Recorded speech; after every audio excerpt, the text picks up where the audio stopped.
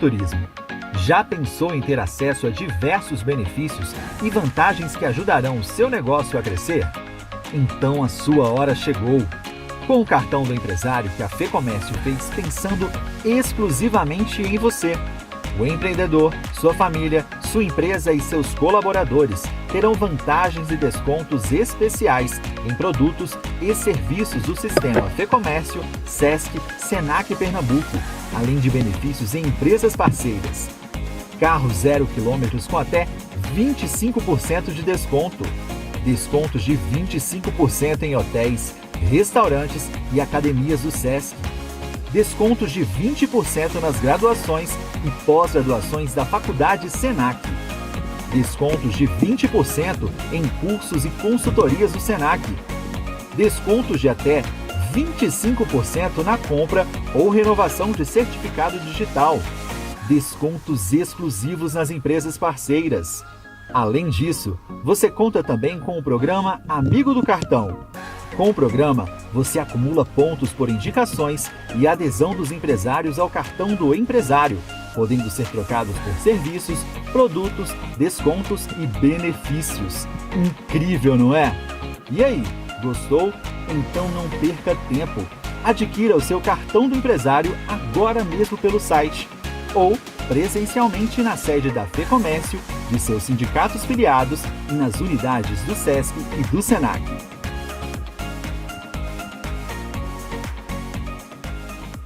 Boa tarde a todos, aos internautas que estão nos ouvindo. Boa tarde a nosso companheiro José Vicelau. Boa tarde a Jorge Zatobá, que vai ser o nosso mediador. É um prazer estar aqui com você, Vicelau, para falar sobre essa região tão rica do Brasil, tão próspera em agronegócio, que é a locomotiva, né, do desenvolvimento do país.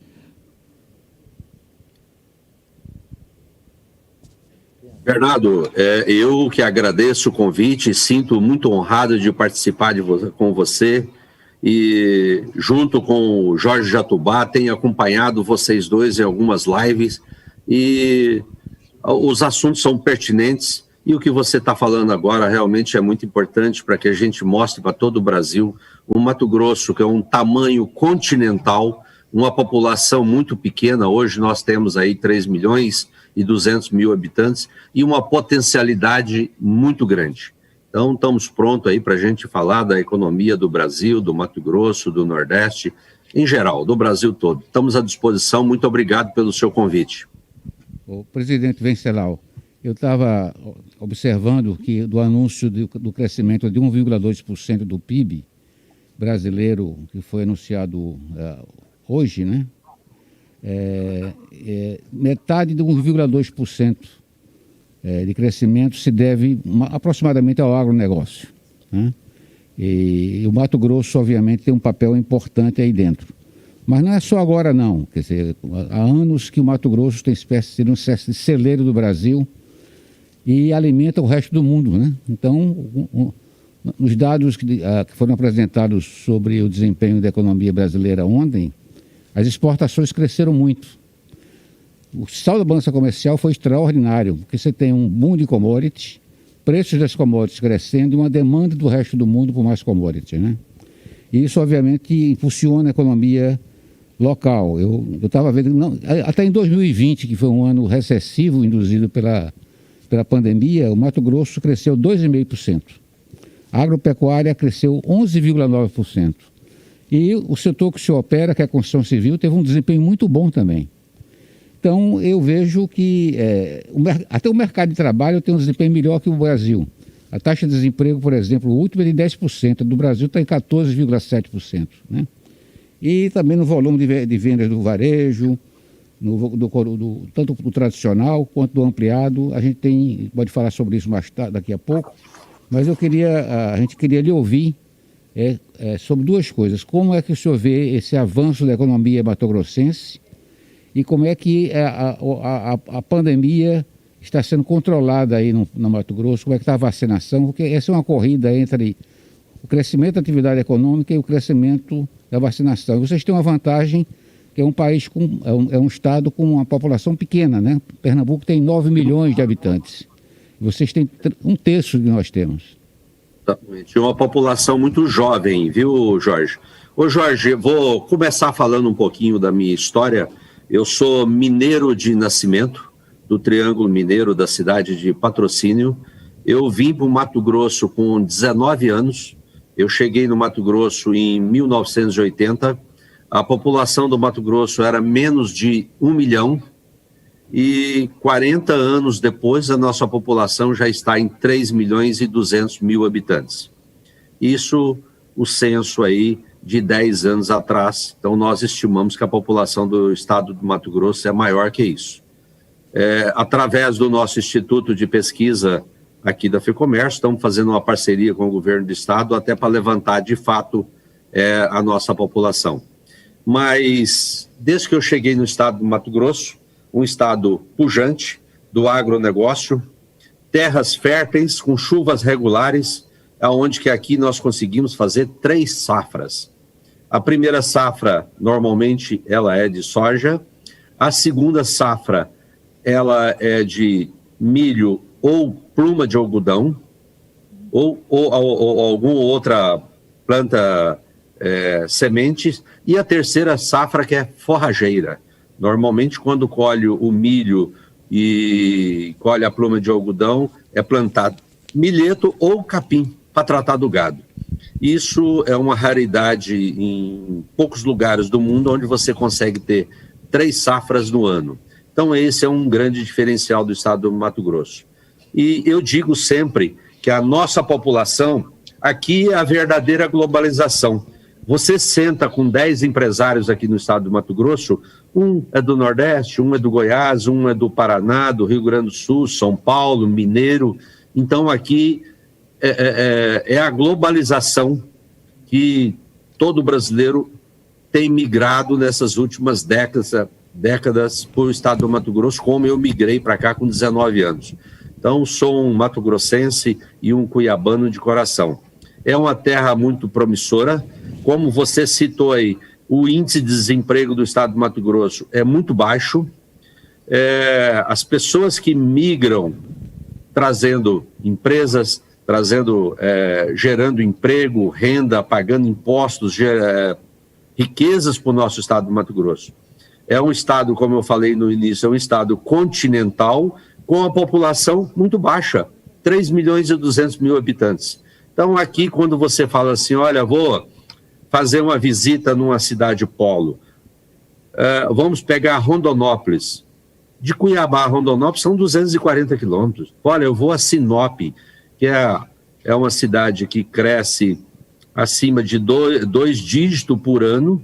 Quando eu cheguei aqui no estado do Mato Grosso, era uma cidade que tinha 8 mil habitantes, hoje tem 158 mil habitantes.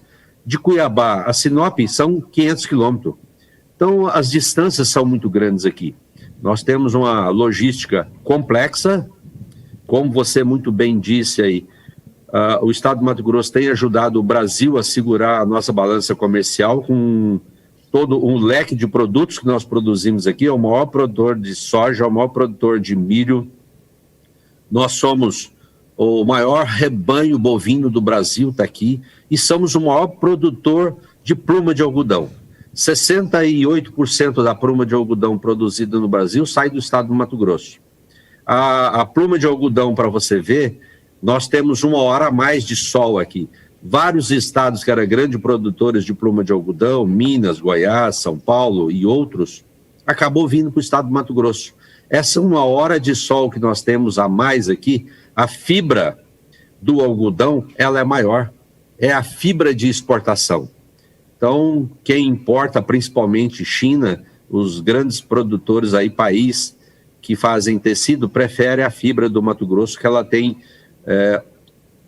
o maior comprimento, devido a essa insolação aí, 1 hora a mais de sol por dia. Em geral, o estado do Mato Grosso é um estado abençoado pela sua localização, a regularidade de chuva e sol, né? Planta gosta mais de sol do que de chuva. E hoje, nos últimos anos, a logística está melhorando, muitas estradas asfaltadas, Então, eu sempre digo assim, o lugar para você vir investir é o estado do Mato Grosso. Aqui é a terra das oportunidades. Passa a palavra para você, Jorge. Presidente, o presidente Bernardo queria fazer alguma consideração? Sim, inclusive a gente ouviu falar muito nas ferrovias que estão fazendo por aí, né, José Celal? Eu peguei alguns números aqui em comparação, para comparar um pouco de Pernambuco. Em termos de população, nós somos 200% a mais, né? Vocês é um terço da população. Enquanto o PIB de vocês, o ano passado, cresceu 2,5%, o de Pernambuco foi um dos poucos que caiu pouco, né? Caiu 1,4%, que alguns outros estados caíram mais.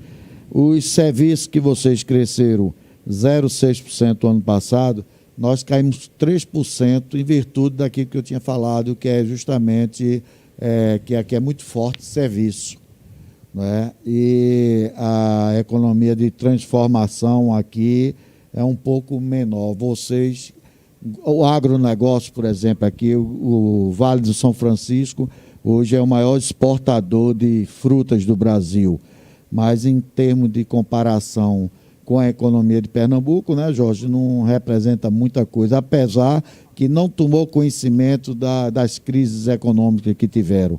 80% ou 90% da exportação das uvas do Brasil é através de lá, não é, Jorge? Jorge tem uns números melhores aí, sabe, pode confirmar ou não, mangas também, vinhos. Pernambuco é um dos maiores... Suco de uva, é um dos maiores produtores de vinho do Brasil. A gente aqui estamos produzindo bons vinhos, inclusive o espumante já ganhou prêmios internacionais. Isso é a economia de Pernambuco. Presidente Venceslau, eu tive no seu estado nos anos 70. Eu voava num avião Bandeirante, descendo em estradas na floresta, tá certo? Visitei Alta Floresta. Olha só. Visitei cidade de Sinop. Fui até Rondônia, até o estado de Rondônia, e depois fui até o Acre. A maior parte desse deslocamento foi aéreo, né?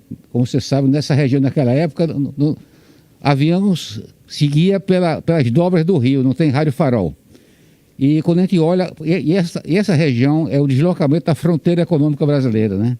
Gente que veio do Paraná, Rio Grande do Sul, Minas Gerais, São Paulo, como o senhor veio de Minas, e que avançou naquela direção, desbravou terras, empreendeu, criou muitos negócios e o Estado prosperou. Então, realmente, houve uma mudança significativa, né? E vocês ainda têm um Pantanal matogrossense, né? Que atrai ainda a atenção como uma parte da biosfera do céu, né? É extraordinária e atrai muitos turistas também. Então eu queria apenas chamar a atenção, reforçar o que o presidente disse.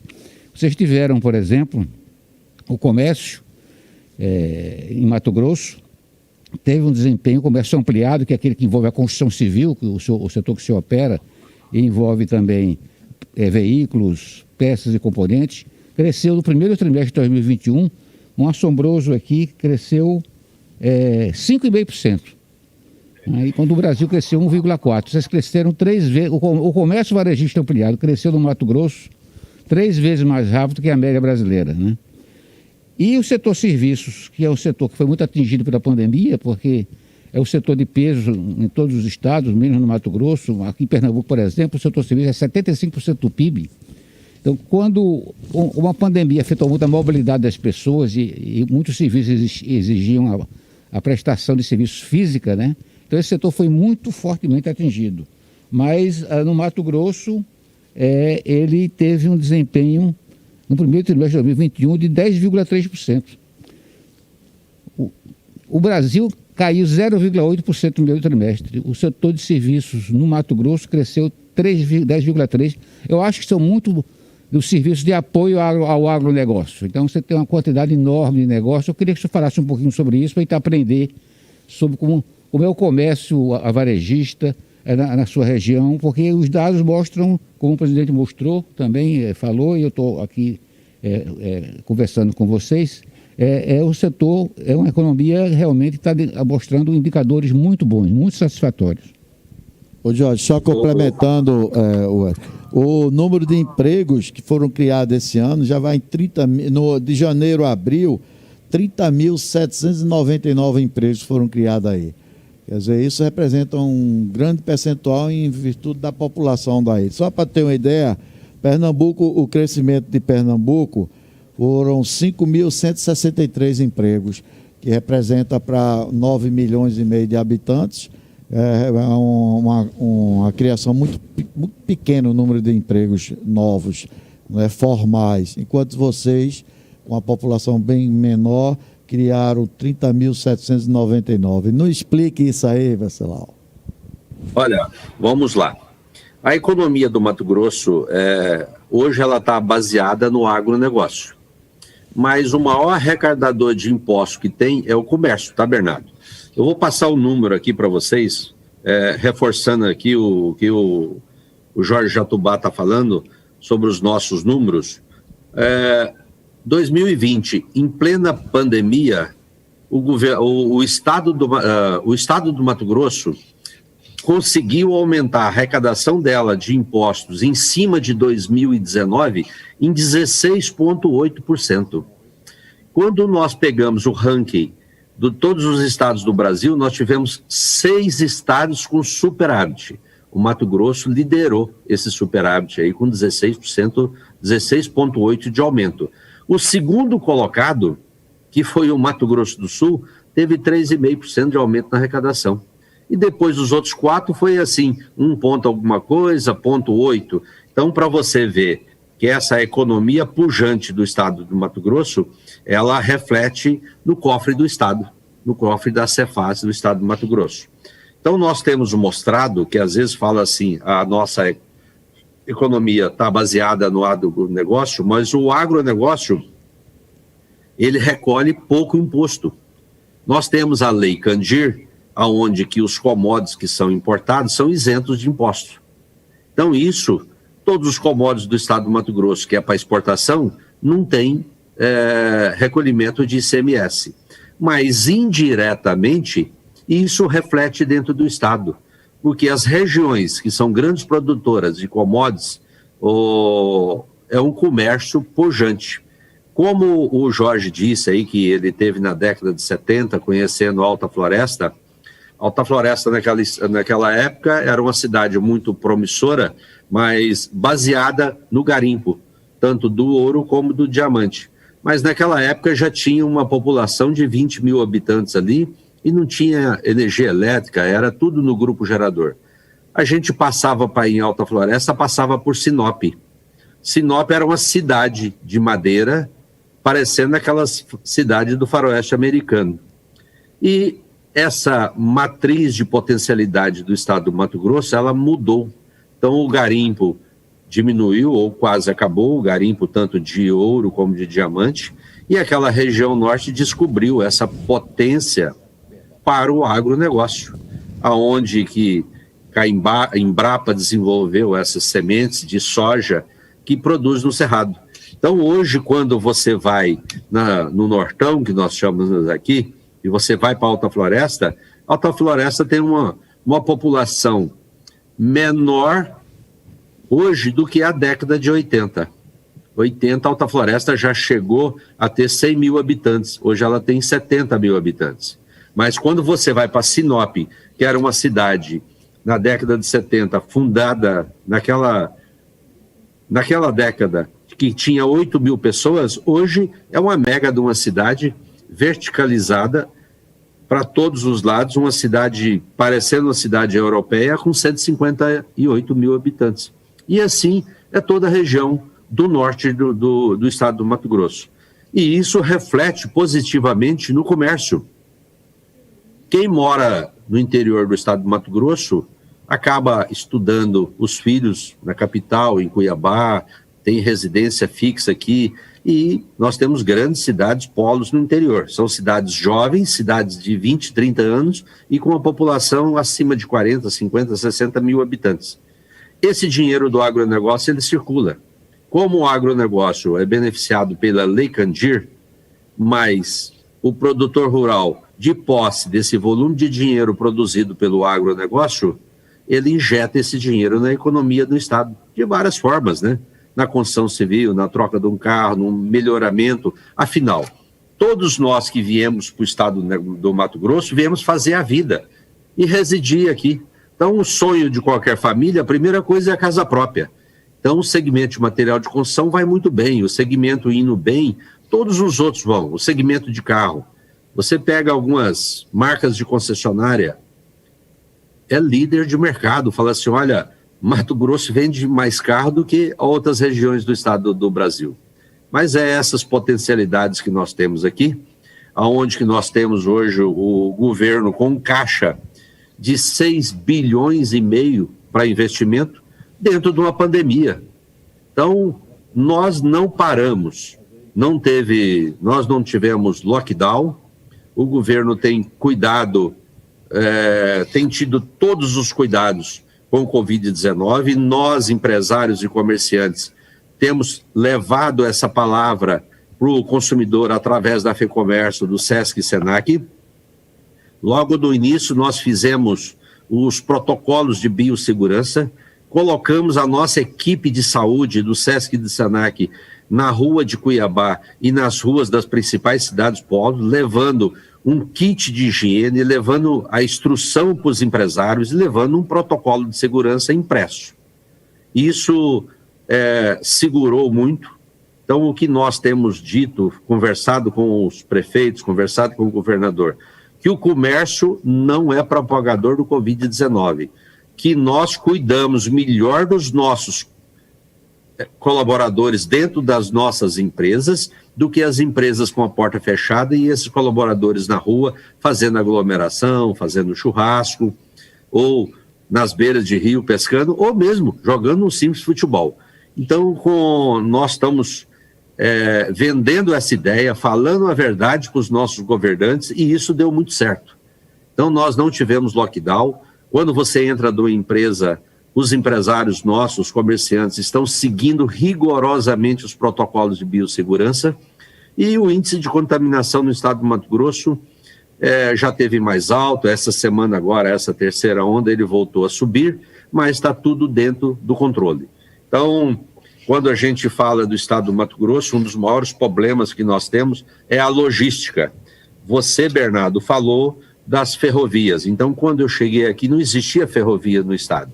Então, nos últimos anos, nós temos uma ferrovia que ela vem até Rondonópolis. E agora a Ferrogrão está sendo estendida, já foi aprovado pelo Congresso Nacional, ela deve ir até Sinop. Então, esse modal de transporte muda tudo no estado do Mato Grosso. O empresário, o produtor rural vai ganhar mais dinheiro, porque essa logística de deslocamento do que nós produzimos no estado do Mato Grosso. Nós andamos aí quase 3.000 quilômetros para levar esses produtos para exportação. Porto de Santos, Poço de Cubatão, ou mesmo vai até Santa Catarina. Isso, com a ferrovia chegando no estado do Mato Grosso, vai diminuir o custo do frete. Isso faz uma economicidade muito grande para os nossos produtores, né? Para os nossos internautas entenderem, o preço da soja lá no porto, ele é único para todos. Então, quando você pega a soja do estado do Mato Grosso e desloca 3.000 quilômetros para levar essa soja lá no porto, esse frete é nós que pagamos. E é o frete rodoviário, né? As carretas estão rodando. Quando você roda aqui nas estradas do Mato Grosso, a gente tem que tomar muito cuidado, porque são filas e filas de carreta. Mas Mato Grosso é um estado maravilhoso que a gente convida para que os grandes empreendedores venham para esse estado. Bernardo, por favor. Ô, Venceslau, você agora nos deu uma inveja dizendo que tem 6 bilhões para investir aí. Aqui em Pernambuco nós estamos numa situação meio precária. O déficit da Previdência do Estado é 3 bilhões de reais. Aí o Estado não tem dinheiro para investir. Vê aí que situação. Com a população de 9 milhões e meio de habitantes, sem condições de investir.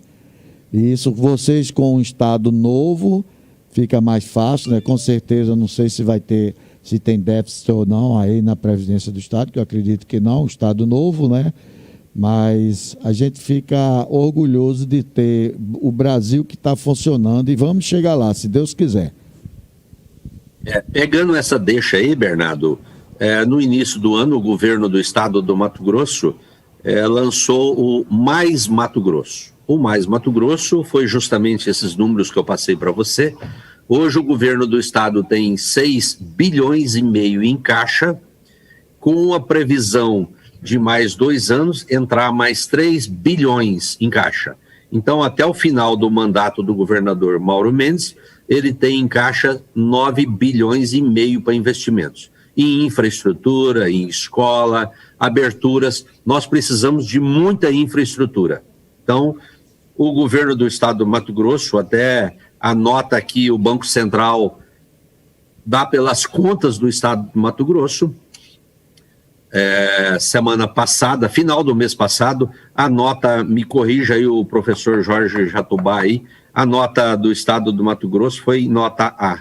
Pela primeira vez na vida nós tivemos uma classificação máxima das finanças do estado. É isso mesmo, professor Jorge? É isso mesmo, Pernambuco teve nota B. Então vocês têm capacidade de investimento, vocês podem, além do que vocês têm em caixa para financiar investimento, vocês podem, se quiser, contrair empréstimos junto a instituições de fomento internacionais como o Banco Mundial ou o Banco Interamericano de Desenvolvimento. Quer dizer, além de ter recurso próprio, tem capacidade de pagamento, capacidade de endividamento e capacidade de investir alavancado com recursos externos. O que nós precisamos, né, Jorge, é a segurança jurídica, não só aqui no estado do Mato Grosso, mas a nível de Brasil, né? Então, para esse empresário vir, o empresário principalmente externo, o que está acontecendo aqui no Mato Grosso, que é importante falar, viu, Bernardo, é que todos esses commodities que nós temos aqui, hoje o chinês, ele está comprando quase tudo aqui no estado do Mato Grosso. Antigamente ele era comprador só da soja, da pluma de algodão, do milho, né? Nós somos do nosso rebanho bovino, de aves e suíno também, que nós somos o segundo maior exportador do Brasil. O chinês não conteve só em comprar. Então ele veio para o Brasil, dentro da lei, ele virou sócio de algumas trades, os compradores deles já estão aqui no Mato Grosso. Então hoje quem está vendendo não está usando mais uma trade nacional, é uma trade que tem dinheiro chinês. Ele não comprou tudo porque a lei não permite. É isso, né, Jorge? Isso evoluiu e eles preferem fazer os próprios negócios na origem do produto, porque o processo é mais rápido, menos burocratizado, né? E os canais de comunicação funcionam com mais eficiência também. Entre o intermediário chinês que está no local da produção e o demandante chinês que está na China. Faz parte da logística, né? É uma logística diferente, é a logística da informação. Agora, falar em logística, presidente, existe a possibilidade, a ferrovia, a Ferrogrão, ela vai se conectar em algum momento com a ferrovia Norte-Sul, não? Ela tem uma conexão ali no Goiás, tá? No Goiás, né? Ela tem uma conexão ali no Goiás e eu vejo com muito bons olhos, nós somos favoráveis à ferrovia. Aqui a gente abre o espaço da FEComércio para esse trabalho, que mudar o modal, vocês sabem que não é fácil. Tem um lobby muito grande no Congresso, principalmente dos produtores de caminhão, de pneu, de óleo diesel, que não querem essa mudança de modal. Então nós temos usado aqui a FEComércio, os nossos deputados, as reuniões têm sido feitas, a maioria delas aqui na nossa sede da FEComércio, em prol da ferrovia. Que a ferrovia venha e alcance o estado do Mato Grosso todo. Quem ganha com isso é a população mato-grossense. Além de diminuir esse fluxo muito grande das carretas na estrada, diminuir acidente, é um custo muito alto de frete. Vem a ferrovia, que elimina praticamente a zero a questão de acidente, de mortes, e o maior beneficiário disso é, como eu já disse, baratear o custo das nossas importações. Então, às vezes, nós não temos competitividades com alguns produtos que nós trabalhamos hoje no estado do Mato Grosso por causa dessa logística de quase 3 mil quilômetros aos portos.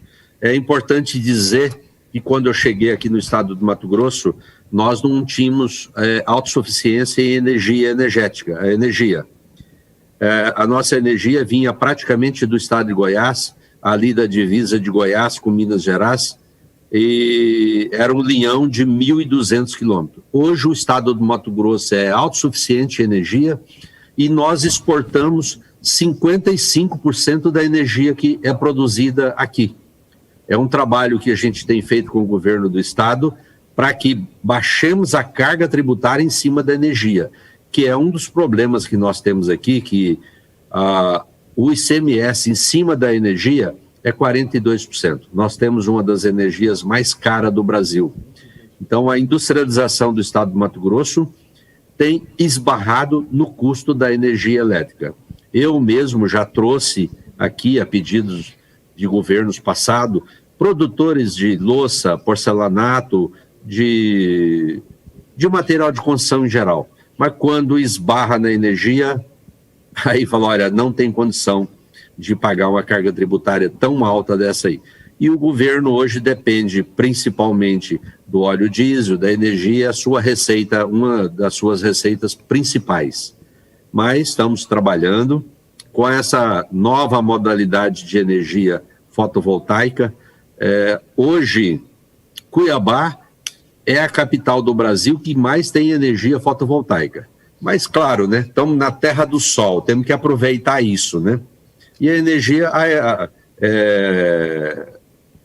é uma energia renovável, é uma energia barata.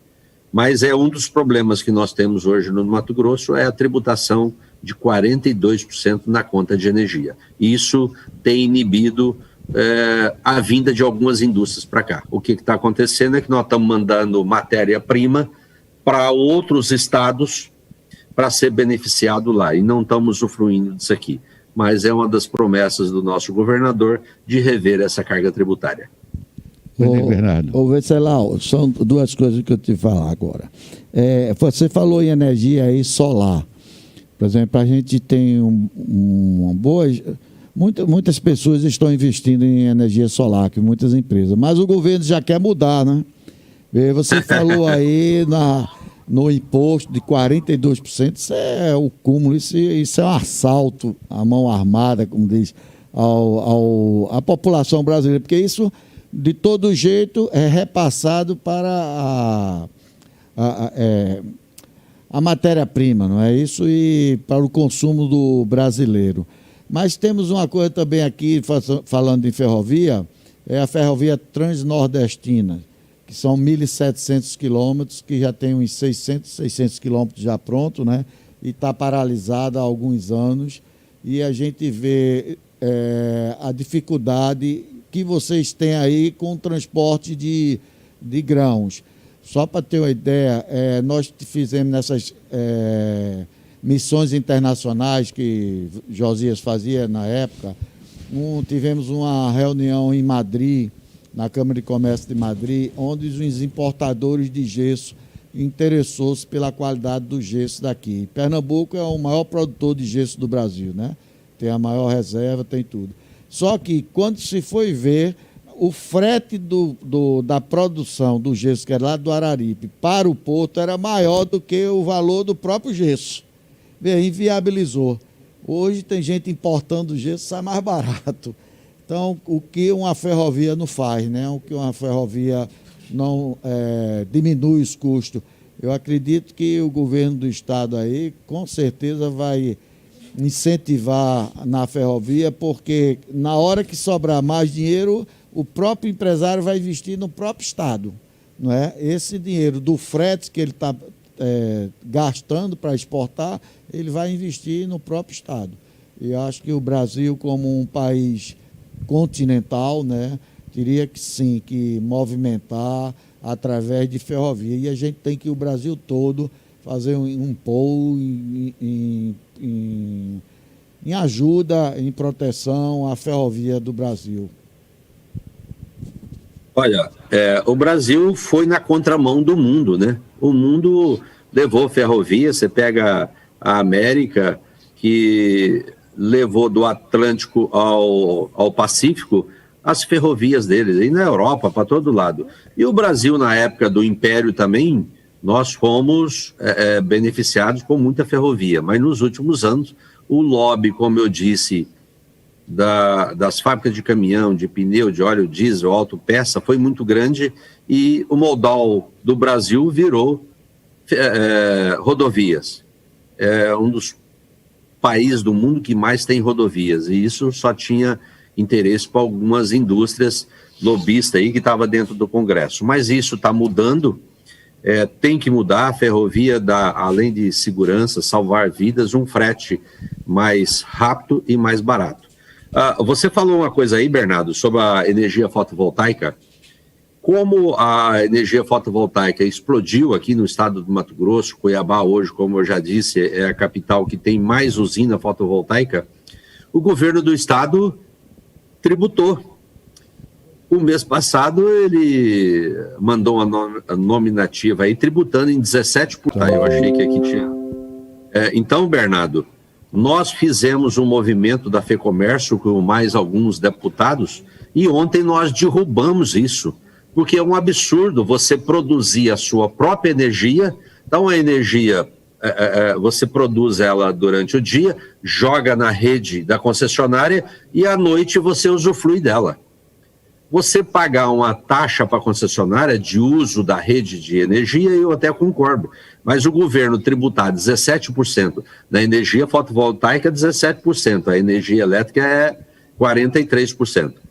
Mas ontem a Assembleia Legislativa do Estado do Mato Grosso derrubou isso do governo do Estado e prorrogou para 2027 para fazer essa negociação, para achar uma taxa de equilíbrio que o governo do Estado também quer pegar a sua beiradinha de ICMS aí, tá?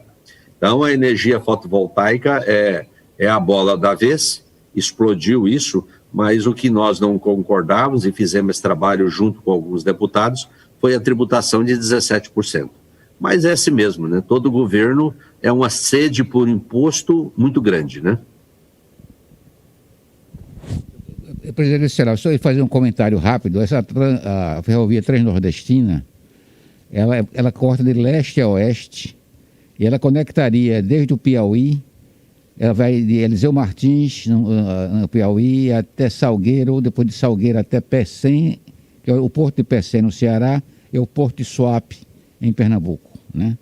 E o Porto de Suape é um porto importante, estratégico, né? E quando o senhor estava falando sobre a dependência do modal rodoviário, isso ficou claro, explícito com aquela greve dos caminhoneiros de 3 anos atrás, 4 anos atrás, né? Quando foi colocado a nu, quão frágil a nossa logística é dependente do modal rodoviário. Então, isso a gente sente aqui também com as dificuldades que a gente tem no Porto de Suape para fazer o transporte por cabotagem. Porque existe um lobby muito grande também para dificultar o transporte por cabotagem, que é para preservar exatamente vamos dizer assim, a predominância da via, do modal rodoviário de caminhões, né? Então, esse é um problema significativo que a gente tem aqui. E na área energética, Pernambuco tem também avançado muito nessa área de energia eólica e energia solar. A Caatinga e o sertão nordestino são ricos em sol e vento. E, sobretudo, na fronteira com o Piauí, Pernambuco tem muitas estações de energia eólica, aquelas torres de geração que captam a energia do vento. Isso tem mudado a fisionomia muito daquela região, né? E o município de Pernambucano agora vai hospedar, São José do Belmonte, vai hospedar uma grande usina fotovoltaica espanhola. Então, no Nordeste, em função da presença importante de vento e sol, a energia alternativa está avançando muito rapidamente. É uma energia limpa, não é? Eu tenho uma rede de papelaria e livraria pequena rede, são 4, 5 lojas, e nós somos 100% energia solar. Aí vem o governo, quer tributar, tira todo incentivo, né? Aqueles que querem fazer isso, a gente fica magoado. Mas tributando aí também, Bernardo? A ainda energia não, fotovoltaica? Ainda estão não. falando para o ano. Não sei se é a nível de estado, o Jorge sabe disso, alguma coisa. Eu sei que a gente tem que correr esse ano, inclusive estou entrando com outro projeto. Inclusive o sistema aqui, Fé Comércio Sesc Senac, nós vamos produzir energia solar também para o sistema. Vamos tentar aí fazer o máximo possível. Algumas obras novas a gente já está fazendo com o teto já pronto para colocar energia solar e fazendo algumas usinas de energia solar para compensar, como você falou aí, né? A gente joga na rede e vai tirando de outro lugar. A gente concorda Exatamente. plenamente que se tem que pagar uma taxa assim da transmissão, mas imposto sobre isso é meio complicado, não é? É uma vergonha, né, Bernardo? O Jorge falou de energia eólica, eu tenho lido bastante sobre isso aí, principalmente aí no Nordeste, como mudou a vida do pessoal do interior, que tem muito vento, né? Eram populações muito carentes, populações pobres, né? E com a energia eólica, onde estão usando as terras dele para colocar aquelas torres, está rentabilizando essas famílias ali no entorno, né? Eu estava lendo como que mudou a vida de famílias que eram muito pobres, carentes, deslocava do interior do Nordeste para outros lugares atrás de emprego. Hoje essa população está fixa no interior do Nordeste com essa renda que as concessionárias de energia eólica estão pagando para essa população. Eu achei fantástico isso aí no interior do Nordeste quase todo, né? É verdade, presidente. Isso está acontecendo aqui. Muitas pequenas propriedades passaram a ganhar uma renda alugando o seu pedaço de terra para que fosse instalada uma torre de energia eólica. Perfeito, olha, isso é um diferencial nas vidas das pessoas todas, principalmente o interior do Nordeste, que tem pessoas muito carentes. Muda a vida de todas. E aqui no Mato Grosso nós temos sol, então o nosso negócio é energia fotovoltaica mesmo, tá? Ô Venceslau, vamos agora falar sobre reforma tributária. Vamos. Como é que está aí a posição em reforma tributária? É uma reforma que a gente está vendo que é capaz de não sair nada. Como é que está aí a situação da reforma tributária? Bernardo, nós participamos de algumas comissões de reforma tributária. Aqui no estado do Mato Grosso, as alíquotas de ICMS é muito alta e nós temos trabalhado junto ao governo do estado para começarmos essa reforma aqui dentro. E o governo do estado está empurrando nós aí com a barriga, literalmente, aguardando essa reforma tributária nacional. Mas eu penso que antes da reforma tributária nós tínhamos que fazer uma reforma administrativa. Conversei semana passada com a nossa secretária-geral da CNC para saber que trabalho que a CNC está fazendo. E é um trabalho interessante de reforma administrativa.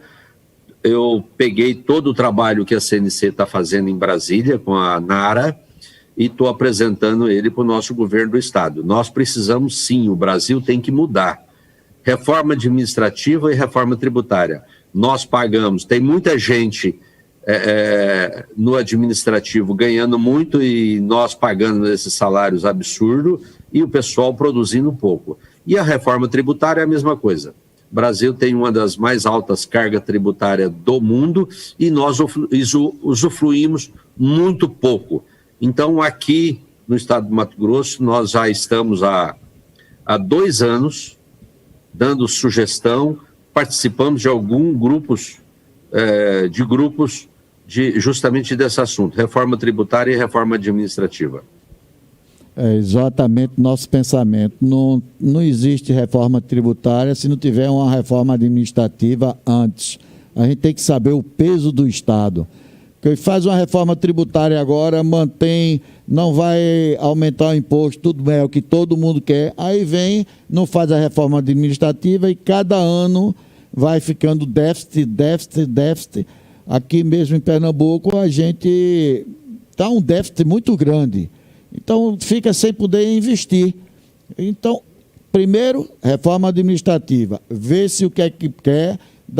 A gente sabe que não pode baixar salário daqui. Mas daqui para frente, Então, acabar com o estabilidade do setor público, tem que mudar muita coisa para a gente ter um país que seja mais leve, menos governo e mais setor privado para se produzir mais e mais barato, não é isso?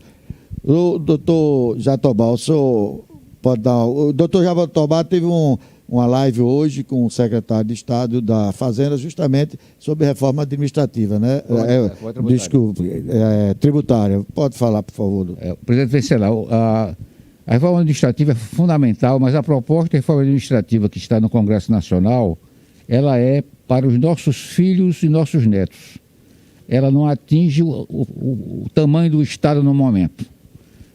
Porque é uma reforma difícil, que ela contraria vários interesses corporativos e tem muita proximidade ao poder.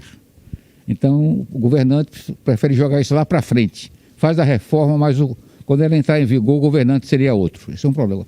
Agora, a reforma tributária, das 3 propostas que estão na mesa, na verdade, são 4 propostas. Uma está no Senado, uma está na Câmara. Tem uma proposta alternativa dos governadores via secretário de Fazenda, que é a mais viável, porque ela pega elementos, sobretudo, da de Baleia Rossi, que está na Câmara. E tem a proposta do governo federal. E me parece agora que o que vai avançar é do governo federal, que é uma reforma parcial. Ela vai ser, na verdade, retalhada. Vai ser feita primeiro uma união de impostos federais PIS/COFINS, criando uma contribuição sobre bens e serviços. Depois vai se avançar para o imposto de renda, tributando dividendos e diminuindo a tributação sobre lucros. E a terceira etapa, eu acho que o ministro Paulo Guedes desistiu, que seria a criação do imposto único. Então, o que eu vejo é que nós não vamos ter uma reforma tributária ampla. Vamos ter uma reforma tributária parcial, fragmentada, que ajuda, mas não é o que a gente precisa. O senhor sabe muito bem que o nosso sistema tributário é oneroso, ele é regressivo, tira a competitividade da economia. Se ele quer fazer, por exemplo, uma aliança comercial com o Mercosul, Brasil, do Mercosul com a União Europeia, nós temos uma economia, o sistema tributário torna nossa economia muito pouco competitiva, né? Então a gente já tem gargalos de infraestrutura seríssimos, como o senhor falou, na área de logística aí, né? E aí você põe um gargalo tributário, que tira energia, consome uma quantidade enorme de recursos, inclusive recursos humanos, você tem obrigações acessórias. Você sabe que o ICMS é uma loucura, né? A tributação do ICMS todo ano são milhares de mudanças no marco regulatório do ICMS. Então, acompanhar tudo isso custa dinheiro e além, não quero nem falar dos litígios que acontecem por conta das disputas com relação ao ICMS. Mas o que eu estou revelando aqui é uma certa frustração, que foi minha também, foi também do secretário da Fazenda de Pernambuco, hoje, ao avaliar que a reforma tributária não vai avançar, a não ser marginalmente. E que uma reforma tributária ampla está fora do horizonte deste governo. Pode ser que no governo seguinte, ou o presidente Bolsonaro sendo reeleito, ou outro assumindo o poder, essa reforma avance. E eu também acho que a reforma administrativa, a reforma do Estado deveria vir antes. Mas a reforma do Estado não virá antes. Ela será feita, mas só vai entrar em vigor daqui a alguns anos e a gente não pode esperar muito. A gente tem uma urgência para poder mudar o sistema tributário nacional, que ele tem todas as características perniciosas, negativas, que tiram energia e recursos da sociedade e dos agentes econômicos. Bom, Jorge, como você muito bem falou aí da reforma tributária, grande parte da população ainda pensa que a reforma tributária nós vamos pagar menos impostos. Mas a proposta não é essa, é a unificação de impostos, né? Eu acredito que nós vamos pagar até mais impostos depois que essa reforma tributária estiver pronta, né? Me corrija se eu estiver errado. Agora, primeiro teria que ser a reforma administrativa, não tem que ter um Estado mais leve, mais enxuto, aí sim, com essa reforma administrativa nós poderíamos pensar numa reforma tributária posterior, baixando a carga tributária, unificando impostos, baixando a carga tributária. Mas se você tem um Estado pesado, não faz a reforma administrativa, vai fazer uma reforma tributária, não vai haver baixa de impostos, não é isso? É unificação, né, Jorge? Todas as propostas dizem que a carga tributária não será alterada. mas vai haver uma redistribuição da carga tributária sobre vários setores da economia. Nosso sistema tributário ele vem dos anos 60 e depois foi um pouco modificado e consolidado na Constituição de 88. E esse sistema tributário é um sistema tributário com as características que eu já mencionei aqui. Ele é regressivo, ele é oneroso, etc. Todas as tentativas de reforma que foram feitas nos 20 anos nunca prosperou. Agora, como é essa redistribuição da carga tributária? Nos anos 60, 70, havia a sobretaxação da indústria, e aí isso ensejou, inclusive, a guerra fiscal, porque você, com tributação na origem e no destino, você mudava a tributação na origem e atraía empresas, e subtaxava o setor serviços. Agora, como o setor serviços é preponderante na economia, todas as propostas aumentam muito a carga sobre o setor serviços. E o setor serviços tem reagido negativamente a essa proposta. E isso, inclusive, tem contribuído para evitar que a reforma avance, porque são muitos interesses contrariados. Por exemplo, há uma estimativa que você tem uma carga de 25%. Só a unificação do PIS/COFINS vai gerar uma carga de pelo menos 12%. Mas a de Balear-Rossi, por exemplo, segundo alguns estudos que foram feitos, você consolidando impostos federais, estaduais e municipais, daria uma carga de 25%. Há outras vantagens que não cabe discutir aqui, né? O problema de você ter um sistema padronizado, de você evitar colocar uma tributação no destino, que evita a guerra fiscal. Mas, infelizmente, como eu tinha dito antes, você vai ter, no mínimo, a manutenção da carga tributária, o que pode acontecer, uma redistribuição da carga dos setores. Esse é um ponto importante que eu queria destacar.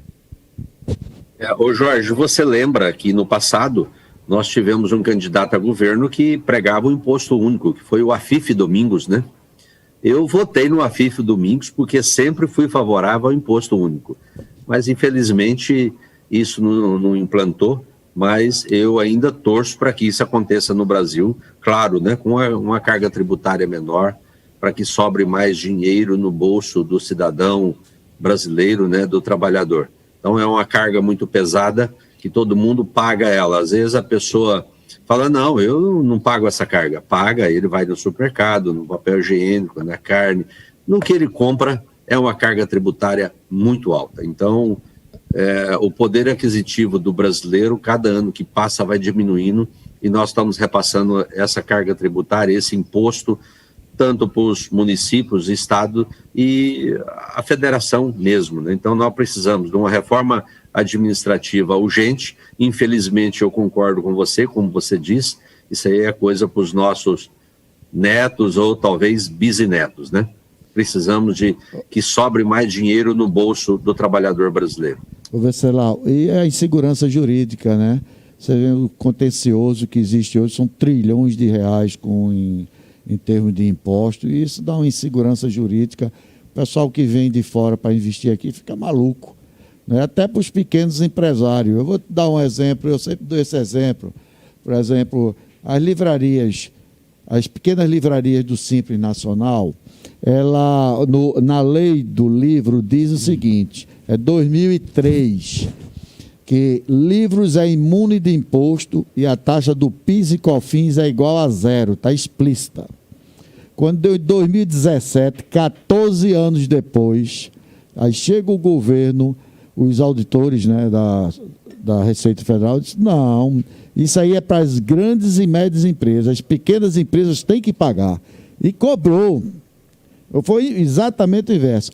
No caso da gente que eu tenho papelaria, livraria, isso levou o lucro dos livros que eu vendi 6 anos. Ele calculou 5 anos para trás. Correspondia a 6 anos do lucro. Ou seja, eu trabalhei 6 anos para pagar uma multa da Receita Federal que todos nós, há 14 anos, trabalhávamos, pagávamos, achando que estava fazendo tudo correto. É uma insegurança jurídica fantástica nesse país. Agora, na hora que faz uma reforma tributária, mesmo que não diminua os impostos, vai diminuir o custo administrativo das empresas. E a gente pode ter um ganho nisso aí. né? Eu não acredito em diminuir, não. Eu não acredito de jeito nenhum que o governo vai fazer reforma tributária para diminuir. Mas acredito sim na simplicidade. Na hora que ele simplificar, a gente vai ganhar na produtividade, né? Nos custos administrativos. Presidente Venceslau, presidente Bernardo, nós estamos chegando ao final do programa. Eu queria agradecer a presença do senhor, presidente, e queria dar a cada um de vocês, segundo a orientação da direção do programa, estou apenas cumprindo ordens aqui, vocês têm, então, 2, 3 minutos para fazer as considerações finais, o senhor primeiro e o presidente Bernardo depois, encerrando esse bate-papo. Olha, eu senti muito honrado com o convite do presidente Bernardo a participar desses cenários para 2021.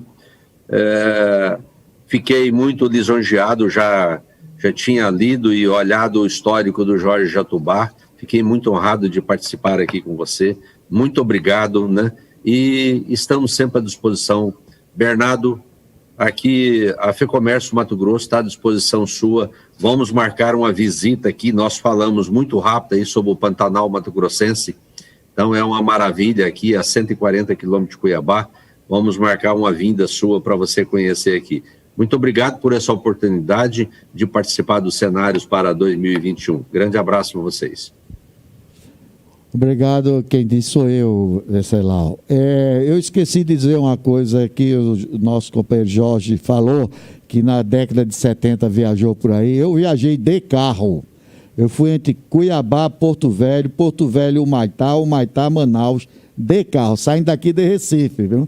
E naquela época, Cuiabá, Porto Velho, se eu não me engano, uns 1.500 quilômetros, mais ou menos, de terra. Ainda passava no meio de de índios, né? De uma reserva indígena lá, que não podia andar de noite, tinha que ser de dia, é uma confusão medonha. Mas nós fomos, eu, meu pai e um amigo, nós viajamos 16.500 quilômetros. Foi uma honra para a gente ter você aqui conosco, nesse bate-papo, você mostrando o potencial de Mato Grosso. É difícil para a gente estar longe assim, todo mês nós nos reunimos lá no Rio de Janeiro ou em Brasília, né, através da CNC, mas pedir a Deus que essa pandemia passe o mais rápido possível para a gente estar nos abraçando e conversando no olho a olho, como a gente sempre fez, né? Toda a diretoria da CNC, com o nosso grande líder, professor Tadros, que tanto nos ensina. E vamos pedir a Deus que continue com esse trabalho belo que a CNC faz com todas as federações do Brasil.